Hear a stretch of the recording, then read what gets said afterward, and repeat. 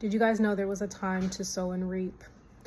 Yah says in his scripture that there is a time for us to sow, and there is time that we will reap what we have not sown.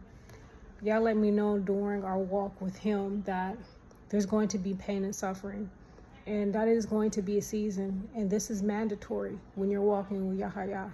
I think that people maybe get a perception that as soon as they're saved, that all the bad times will just go away and that you won't go through any pain or suffering. But pain and suffering is actually part of the walk with YaHaYasha.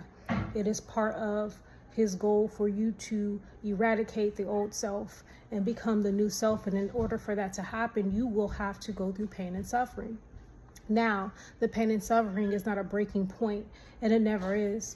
Yah's pain and suffering is always in a culmination of a good outcome. It always is.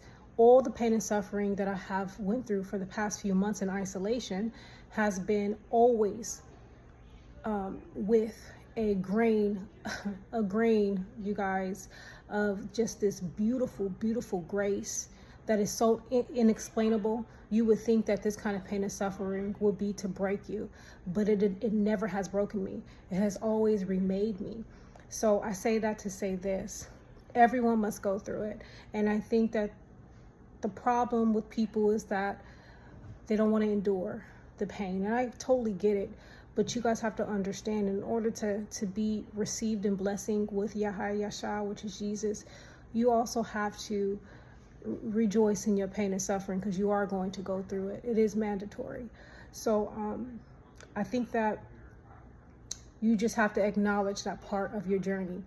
That, see, the brain needs to know what is going on. The body needs to know what is going on. And when you tell your brain and your body, hey, this is the part of the season that we have to go through if we want to really move and walk with YaHaYasha, this is required. So you have to continuously tell yourself that no, you're not going crazy. No, this walk is different from everyone else's.